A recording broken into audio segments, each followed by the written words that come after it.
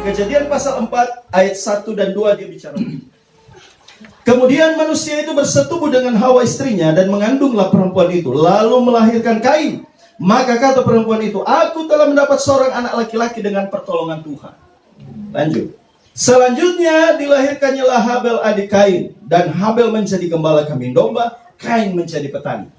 Jadi di sini kita menemukan bahwa Kain adalah anak pertama dari Adam, yang artinya anak sulung. Apa keistimewaan dari anak sulung? Di Keluaran 13 ayat 2, kuduslah bagiku semua anak sulung, semua yang lahir dahulu dari kandungan pada orang Israel, baik pada manusia maupun pada hewan. Akulah yang empunya mereka. Kain anak sulung sebelum Habel. Jadi Kain dulu baru Habel. Dan ternyata kesulungan ini itu adalah sebuah hak keistimewaan, hak yang istimewa di hadapan Tuhan. Karena di Keluaran pasal 13 ayat 2, tentu kita sudah tahu, tapi saya mau ingatkan saja.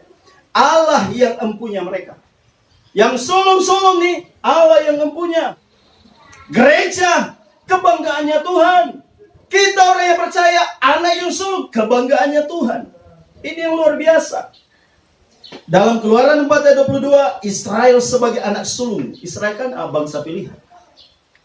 Di Ibrani 12 ayat 23a, pewaris kerajaan sorga. Orang atau anak yang sulung atau gereja itu adalah pewaris kerajaan sorga. Dan kepada jemaat anak-anak sulung yang namanya terdaftar di sorga. Kita semua istimewa, amin? Tapi saudara, luar biasanya begini. Ternyata Kain ini mewakili gereja Tuhan di masa sekarang. Ada banyak ternyata gereja justru mengalami sindrom Kain.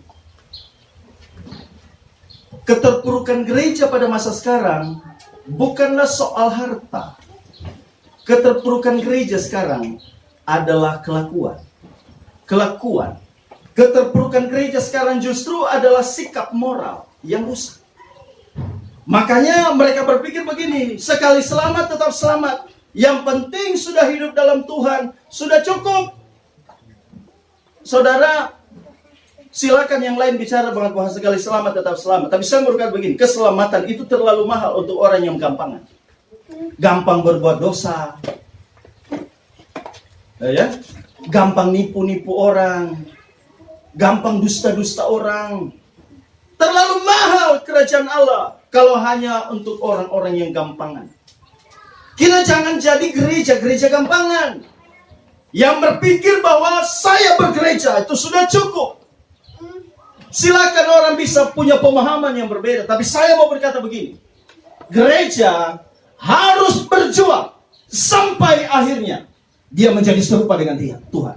Menjadi serupa dengan Kristus. Yesus menyelesaikan setiap dosa kita dengan perjuangan meneteskan darah. Kita berjuang sampai akhir mengalahkan kedagingan. Itulah panggilan kita. Jadi jangan berpikir bahwa sogok-sogok sedikit tidak masalah. Bayar-bayar sedikit tidak masalah. Tidak jujur sedikit-sedikit. Baik, dosanya tidak ada sedikit-sedikit. Dosa itu dosa kecil, dosa besar sama. Yang perlu kita lakukan adalah sadar kalau kita berdosa, kembali kepada jalan yang benar. Kejadian 4 ayat 3-5. Setelah beberapa waktu lamanya, maka Kain mempersembahkan sebagian dari hasil tanah itu kepada Tuhan sebagai korban persembahan. Habel juga mempersembahkan korban persembahan dari anak sulung kambing dombanya, yakni lemak-lemaknya. Maka Tuhan mengindahkan Habel dan korban persembahannya itu, tetapi Kain dan korban persembahannya tidak diindahkannya. Lalu hati Kain menjadi sangat panas dan mukanya muram. Saudara, ternyata Kain melihat bahwa dia ditolak. Sekarang ini menjadi menarik begini. Kalau sampai kita berpikir bahwa keselamatan itu adalah sesuatu yang akan tidak bisa dicabut. Pertanyaannya, kenapa Kain yang istimewa pun tetap mengalami penolakan? Nah, ini harus menjadi perenungan kita. Kita harus kembali kepada sistem kerajaan Allah. Kita harus kembali kepada sistem firman Tuhan. Bahwa ternyata terlalu mahal keselamatan itu kalau hanya berikan kepada orang yang gampang marah, gampang emosi, gampang merasa diri lebih benar, gampang menghakimi orang lain, gampang memfitnah orang lain. Terlalu mahal keselamatan itu, terlalu mahal. Makanya Kain ditolak. Dia merasa terlalu gampang untuk menjadi orang yang istimewa. Oh, tidak gampang, saudara. Mengapa Kain ditolak, saudara? Saya menemukan begini. Saya percaya begini, bahwa Tuhan tidak memandang besar kecilnya persembahan. Betul ya? Jadi kalau bicara tentang pemahaman ini, maka saya nyatakan ini gugur. Karena Tuhan tidak melihat perbedaan antara besar kecilnya persembahan seseorang. Karena semua Tuhan nilai dari hati. Kita memberikan persembahan, ya. Kita tahu ceritanya ini. Selanjutnya pertanyaan yang kedua. Apakah karena korban Kain adalah korban yang tidak berdarah, sedangkan Habel korban yang berdarah? Kita tahu perjanjian lama. Kalau banyak orang mempersembahkan persembahan itu harus kambing domba yang berdarah, artinya kalau dibunuh ada darahnya. Sedangkan Kain persembahannya itu dari tumbuh-tumbuhan karena dia petani. Apakah karena korban Kain ini bukan darah sampai Tuhan menolak Kain? Saya temukan begini, ada beberapa pertimbangan. Peraturan tentang korban itu nanti zaman Musa. Kalau zaman pada waktu itu belum ada aturan itu. Itu ya. Yang kedua, salahkah jika Kain mempersembahkan kepada Tuhan sesuai dengan profesi pekerjaan? Karena pekerjaannya petani, wajar dong dia mempersembahkan hasil tanah. Saudara, saya temukan begini. Ibrani pasal 11 ayat 4. Karena iman, Habel telah mempersembahkan kepada Allah korban yang lebih baik daripada korban Kain. Habel beriman dan memberi lebih baik. Dengan jalan itu yang memperoleh kesaksian kepada yang bahwa ia benar, karena Allah berkenan akan persembahannya itu, dan karena iman ia masih berbicara sesudah ia mati. Saudara tahu kenapa kesalahan Kain disebut imannya gugur, imannya mati, tidak punya iman? Karena ternyata imannya dia tidak utamakan untuk memuliakan Tuhan. Imannya justru ada dalam situasi begini ya, persaingan istilahnya. Iman-iman persaingan. Iman-iman di mana dia merasa bisa memberi yang lebih baik. Iman yang dapat begini ya, bagaimana dia bisa semoga dengan apa yang dia lakukan dia bisa disenangi Tuhan. Dia bisa merasa lebih dibanggakan oleh Tuhan. Iman yang kayak begini sebenarnya sudah mati. Ada berapa banyak kita beriman seringkali ditonjolkan, ditambahkan bukan sesuatu yang baik, justru sesuatu yang tidak baik. Kain panas hati dan mukanya muram waktu dia tahu bahwa Tuhan menolak persembahannya. Berarti saudara, imannya bukan iman kekekalan, bukan iman yang sesuai kehendak Tuhan. Imannya adalah iman persaingan. Imannya adalah iman yang merasa ingin dihargai, dihormati, disanjung dan sebagainya. Ada berapa banyak di gereja beriman agar dihargai dan disanjung? Ada berapa banyak di gereja kita ini orang-orang di sekitar kita beriman, tetapi imannya agar merasa dianggap. Semua yang dilakukan agar saya diberkati, agar saya dihargai, agar saya dihormati. Iman seperti ini sebenarnya gugur, saudara. Saudara beriman benar, tetapi gugur iman. Karena iman tidak boleh digantungkan atau ditambah-tambah dengan sesuatu yang sempit, yang sesuatu yang lahiriah. Saya selalu mendengar kesaksian khotbah dari ketua sinode kita, dan selalu saya dengar begini. Iman kalau hanya digantungkan kepada sesuatu yang lahiriah, maka kita gagal beriman. Kalau iman kita digantungkan hanya untuk saya, agar iman saya agar punya rumah yang bagus, iman agar saya punya harta yang melimpah, imani agar saya punya duit yang banyak, imani agar saya punya ini, punya itu, punya segala macam. Kalau iman itu hanya digantung kepada sesuatu yang keliru kayak begini, maka Anda gagal beriman. Makanya banyak kita ini banyak sedih, banyak kecewa, banyak marah, muka muram, tidak berseri. Kenapa? Imanmu digantung kepada sesuatu yang fana. Iman kita hanya Makanya Kain muka muram. Makanya Kain kecewa. Dia sangat iri. Kenapa? Imannya tidak digantungkan kepada sesuatu yang benar. Imannya digantungkan kepada sesuatu yang lahiriah.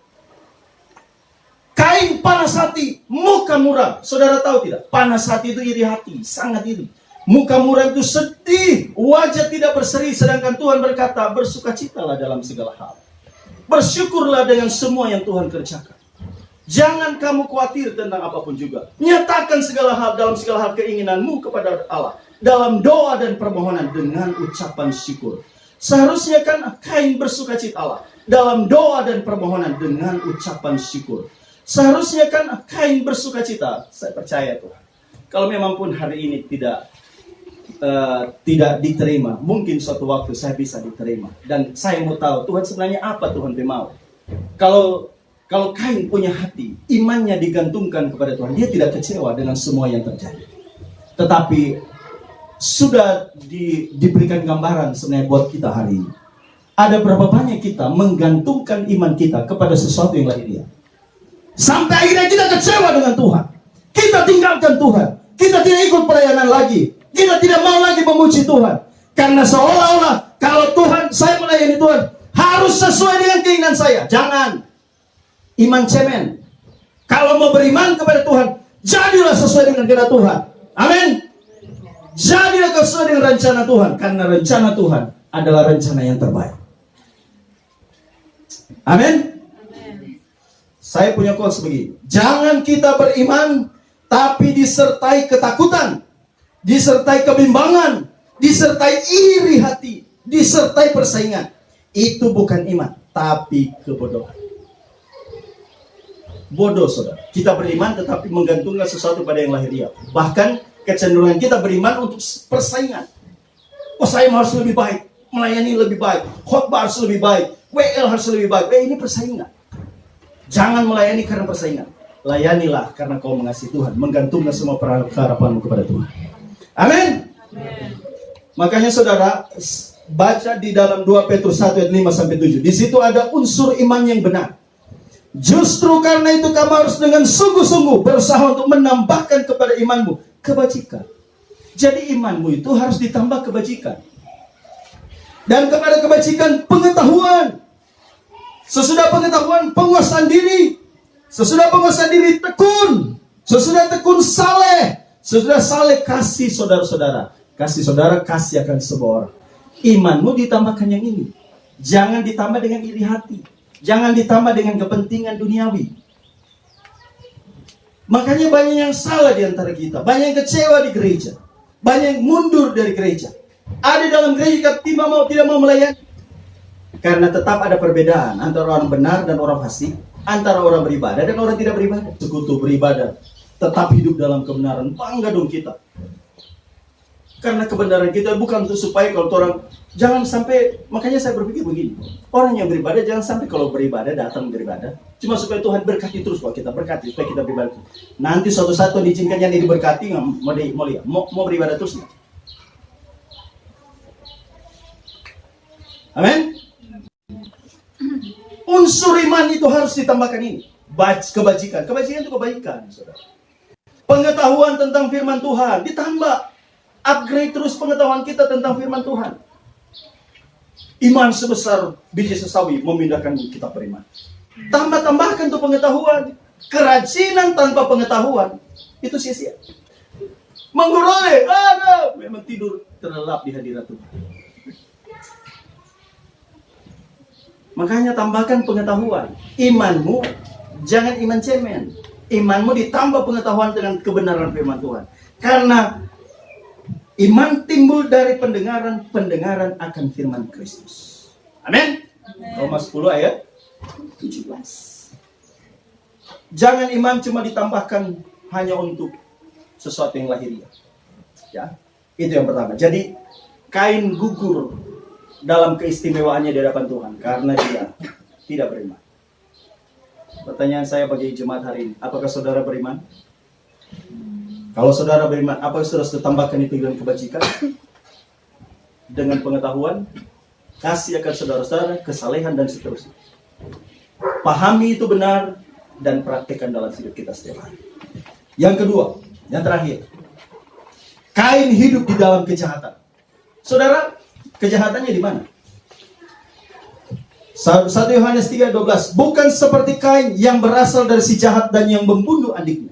Dan apakah sebabnya yang membunuhnya? Sebab segala perbuatannya jahat dan perbuatan adiknya benar. Tahu enggak saudara, kejahatan itu tidak jadi secara tiba-tiba. Tiba-tiba Kain membunuh Habel tanpa ada alasan. Kejahatan itu tidak terjadi secara tiba-tiba. Kejahatan itu terjadi secara pelan tapi pasti. Itu mulai dari perencanaan, mulai dari dipikirkan, direncanakan, dibuat matang-matang sampai akhirnya terjadi. Jadi Kain ini memang sejak dulu, bukan karena dia membunuh Habel maka dia jahat. Tetapi sebenarnya memang sejak awal hidupnya memang jahat. Suka merancang sesuatu yang tidak baik. Suka memikirkan diri sendiri. Suka kalau dia tersinggung bagaimana caranya dia bisa sakit, bagaimana caranya agar dia bisa membalas. Ini semuanya direnungkan. Itu semuanya mulai direncanakan, diolah di pikirannya. Sampai tiba ada waktu yang tepat. Kejahatan yang terjadi. Saudara, kejahatan Kain sebenarnya, kalau saya melihat, dimulai dari ketika dia menolak firman Tuhan. Saudara, kan kalau di Alkitab bilang, jangan kamu membunuh. Kalau membunuh itu berarti 3 orang. Tapi kalau Injil firman Tuhan, di Alkitab perjanjian baru, jangan membunuh. Sedangkan kamu marah dan tidak mengampuni, kamu marah kepada seseorang, itu kamu sudah membunuh. Itu bagiannya Tuhan. Tapi prinsipnya begini, jangan sampai kita menolak Tuhan. Jangan sampai kita menolak firman-Nya. Kejadian 4 ayat 6 sampai 7. Firman Tuhan kepada Kain, mengapa hatimu panas dan mukamu muram? Apakah mukamu tidak akan bersedih jika engkau berbuat baik? Tetapi jika engkau tidak berbuat baik, dosa sudah mengintip di depan pintu. Ia sangat menggoda engkau, tetapi engkau harus berkuasa atasnya. Jadi waktu Kain mulai memikirkan bagaimana merancang dia bisa mati, firman sudah kasih tahu, kenapa kamu mau rancang itu? Kenapa hatimu panas, mukamu muram? Apakah kamu tidak akan bersedih jika engkau berbuat baik? Dosa sudah mengintip ketika kamu mulai merancang sesuatu, dosa. Tetapi kalau kau tidak dengar suara Tuhan, maka kau benar-benar terjerumus ke sana. Saat ini ketika saudara diperhadapkan dengan godaan di depan mata saudara, tantangan di depan saudara, ada roh yang sebenarnya seringkali mengingatkan saudara, jangan tetap andalkan Tuhan, atau jangan tinggalkan itu. Tetapi kita lebih memilih keinginan kita yang disalurkan. Maka itulah kesempatan setan merampas kehidupan saudara. Jadi kejahatan Kain itu bukan di saat dia membunuh, tetapi di saat dimulai dia menolak firman Tuhan. Semakin kita dekat dengan Tuhan, seharusnya semakin peka kita dengar suaranya.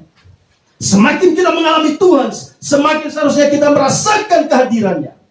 Dan kalau kita alami kehadirannya Tuhan, seharusnya kita tahu di mana letak kesalahan itu, dan kita tinggalkan. Jangan kita menjadi jahat, gereja tetapi jahat hatinya, menolak kebenaran firman Tuhan. Saudara menolak firman Tuhan bukan sekedar ketika saudara dengar firman Tuhan hari ini, tanya mau dengar, siapa saudara menyampaikan firman. Bukan saudara. Firman itu adalah saudara yang tertanam dalam hati saudara. Yang ketika saudara sadar, berdosa itu, kalau mencuri, kalau mabuk itu dosa, itu firman Tuhan yang tertanam dalam hatimu, yang selalu Roh Kudus kasih. Kejahatan Kain itu menolak firman Tuhan, saudara. Kejahatan yang kedua, dia tidak memiliki kasih. Kata Kain kepada Habel adiknya, marilah kita pergi ke padang. Ketika mereka ada di padang, tiba-tiba Kain memukul Habel adiknya itu, lalu membunuh dia. Tidak ada kasih. Kasih itu kan sabar. Seharusnya dia belajar kepada Habel. Kalau memang Habel itu lebih diterima oleh Tuhan, dia tanya, Dek, kok persembahanmu diterima? Apa sih rahasianya? Kira-kira begitu kan? Kalau dia punya kasih, tetapi dia lebih melampiaskan kedagingan, iri hatinya yang tidak bisa dikuasai, emosi yang tidak bisa dikuasai, akhirnya dia lebih melampiaskan itu. Ternyata saya menyadari begini, kenapa orang tidak mampu mengasihi Tuhan dengan sepenuh hati? Karena seringkali apa yang dia lakukan, apa yang dia alami, tidak seperti yang dia rindukan atau dia inginkan. Seringkali kita tidak mampu mengasihi Tuhan dengan sepenuh hati, karena semua keadaan tidak sama dengan apa yang kita inginkan. Hari ini saya mau katakan begini, kalau hari ini saudara temukan hidup saudara tidak seperti yang saudara inginkan, jangan sampai kita tidak mengasihi Tuhan. Amin. Kasihilah dia dengan segenap hati, dalam keadaan sesulit apapun, dalam keadaan seberat apapun. Jangan sampai kita tidak mengasihi Tuhan. Kasihi dia dengan sungguh-sungguh. Dan selanjutnya, tidak bertanggung jawab. Firman Tuhan kepada Kain, di mana Habel adikmu itu? Jawabnya, aku tidak tahu. Apakah aku penjaga adikku? Dia tidak bertanggung jawab. Jadi semua terungkap ketika semua kejadian semua hal sudah terjadi. Mulai terungkap untuk kebiasaan jeleknya, kejahatan-kejahatannya mulai terungkap. Tidak mengasihi, ternyata dia tidak bertanggung jawab. Mungkin dalam hal yang seperti ini, dorong dia untuk melampiaskan emosi. Jadi saudara, jangan sampai kita masuk dalam kategori orang-orang yang tidak bertanggung jawab juga. Dikasih kepercayaan, tidak melakukannya dengan sukacita. Tanggung jawab kita bukan di hadapan manusia, tetapi tanggung jawab kita di hadapan Tuhan. Amin. Sebagai suami kita bertanggung jawab terhadap istri dan anak-anak kita. Sebagai istri pun sama, kita bertanggung jawab di tengah-tengah keluarga. Sebagai pelayan Tuhan, kita punya tanggung jawab melayani jemaat. Sebagai jemaat, kita punya juga tanggung jawab untuk ada dalam persekutuan. Kita semua punya tanggung jawab, tapi kalau sampai kita melalaikan tanggung jawab, sebenarnya itu adalah benih-benih kejahatan kecil. Amin. Jangan saudara berpikir kejahatan itu nanti bunuh orang. Jangan saudara berpikir kejahatan itu nanti copet sini, copet sana. Jangan saudara berpikir bahwa kejahatan itu nanti bersinah dengan ini, bersinah dengan siapa sana. Sepele tapi itu sangat mengganggu kehidupan rohani. Jangan sampai kita tidak bertanggung jawab. Amin. Bilang sampai kiri kanan, belajarlah bertanggung jawab. Kain ditolak Allah, saudara. Akhirnya dampak hidup orang yang ditolak oleh Tuhan. Kain hidup dalam kutukan. Maka sekarang terkutuklah engkau. Waktu Adam dan Hawa jatuh dalam dosa, yang dikutuk tanah. Betul ya? Yang dikutuk, terkutuklah tanah. Tetapi di saat Kain melakukan kesalahan, terkutuklah engkau. Manusianya dikutuk. Ini hebat kejahatannya. Sampai Tuhan mengutuk, luar biasa. Kalau tanah aja sampai mengeluarkan sesuatu yang tidak baik, bagaimana kan? Bagaimana manusia? Kalau pohon ara saja dikutuk langsung kering, bagaimana manusia? Kalau dikutuk, hebat ini kehidupan. Kain ini ditolak, saudara. Kain menerima tanda. Kejadian 4:15b. Kemudian Tuhan menaruh tanda adalah keturunan yang tidak layak untuk diselamatkan. Makanya Kain diganti. Makanya yang diganti Set. Tidak menerima keselamatan. Halo. Bukannya gereja itu adalah orang-orang istimewa, amin. Tetapi jangan sampai kita menerima tanda untuk tidak bisa diselamatkan. Karena jahat hati kita. Karena tidak beriman sungguh. Menaruh beriman yang berpengharapan kepada Tuhan. Ya. Pesan bagi gereja masa kini. Saya mau pesan buat kita semua.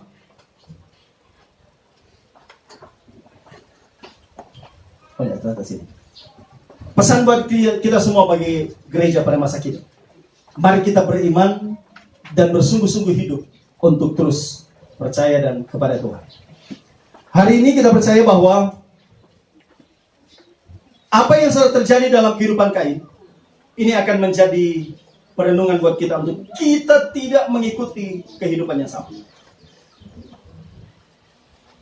Sebagai gereja, mari kita pertontonkan sesuatu yang beriman yang sungguh di hadapan Tuhan. Pertontonkan kehidupan bermoral yang baik, jangan bermoral yang jahat. Karena kehidupan ini singkat, gereja Tuhan harus mengerjakan sesuatu yang bernilai di hadapan Tuhan. Amin. Lakukan sesuatu yang bernilai di hadapan Tuhan. Prinsipnya begini, kalau sampai Tuhan datang, maka percayalah, dia harus dapati kita beriman sungguh di hadapan Tuhan. Amin. Kalau sampai Tuhan datang, percayalah, bahwa saudara semakin serupa dengan dia. Punya perasaan punya kehendak menjadi sama seperti dia dalam kemuliaannya. Tuhan Yesus memberkati gereja Tuhan, gerejanya memberkati kita semua hari ini. Amin.